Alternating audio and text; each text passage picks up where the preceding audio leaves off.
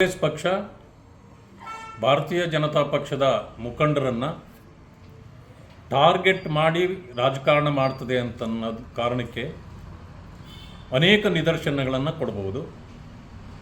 ಆದರೆ ಮಂಗಳವಾರ ನಡೆದಿರತಕ್ಕಂಥ ಜಮೀನಿನ ಗಲಾಟೆಯಲ್ಲಿ ಶಿವಕುಮಾರ್ ಎಂಬವರ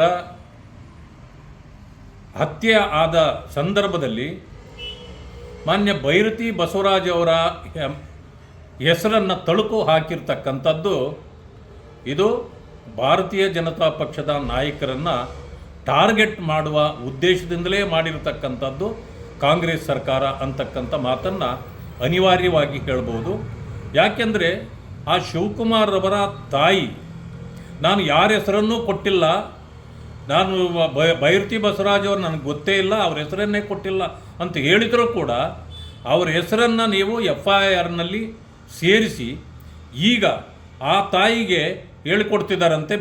ಹೇಳ್ಕೊಡ್ತಾ ಇರ್ತಕ್ಕಂಥದ್ದು ನೀವು ನಾನು ನೋಡಿದ್ದೇನೆ, ಇವರೇ ಅದರಲ್ಲೆಲ್ಲ ಮಾಡಿದ್ದು ಅಂತೇಳಿ ನೀವು ಹೇಳಿಕೆ ಕೊಡಿ, ಇಲ್ಲಾಂದರೆ ಕೇಸ್ ನಿಲ್ಲಲ್ಲ ಅಂಥೇಳಿ ಪೊಲೀಸ್ನವ್ರ ಕೈಯಲ್ಲಿ ಹೇಳಿಸಿ ಅವರಿಗೆ ಹಿಂಸೆ ಕೊಡ್ತಾ ಇರ್ತಕ್ಕಂಥದ್ದನ್ನು ಅವರು ಈಗಾಗಲೇ ಚಾನಲ್ಗಳಿಗೆ ಹೇಳಿದ್ದಾರೆ.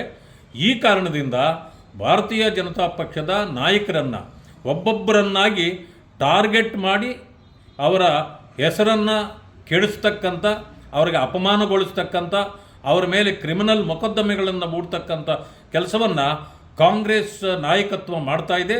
ವಿಶೇಷವಾಗಿ ಮಾನ್ಯ ಮುಖ್ಯಮಂತ್ರಿಗಳು ಇದನ್ನು ಗಮನ ಹರಿಸಬೇಕು. ಅಥವಾ ನೀವೇ ಮಾಡ್ತಿದ್ದೀರಾ ಅಥವಾ ಮಾಡಿಸ್ತಿದ್ದೀರಾ, ಇದಕ್ಕೆ ಉತ್ತರ ಕೊಡಬೇಕು ಅಂತೇಳಿ ನಾನು ಆಗ್ರಹ ಪಡಿಸ್ತೇನೆ.